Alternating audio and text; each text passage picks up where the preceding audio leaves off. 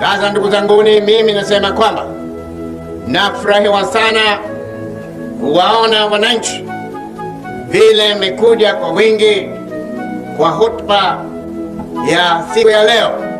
Ni kazi ya kila mwananchi kuinua nchi yetu, na serikali yenu tukufu itajaribu iwezavyo kuwasaidisha wananchi.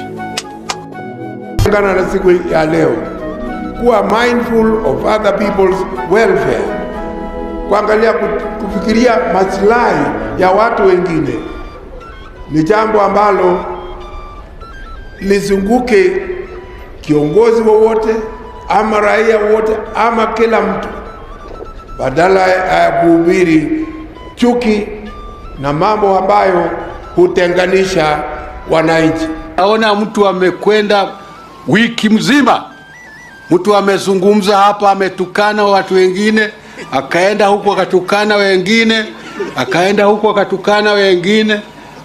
Sasa mwishowe atafaidi nani? Kuna mtu atafaidi? Hakuna, ni wivu tu. Ni wivu. There is nothing else. Ni wivu peke yake ya Mungu. I want to pose an age-old question about our existence, and that is, what is the true measure of a man? How do you judge a man after he has served God, his generation and country? Do you measure a man by his financial exploits or by how many lives he touched? Do you measure a man by the victories he gained or how he dealt with those he vanquished?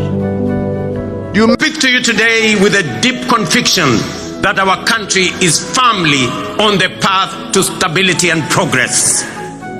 We have weathered turbulent times, navigated serious challenges, and through courage, policy decisions pursued with resolve, we have not only stabilized our economy, but also charted a clear course to long-term prosperity.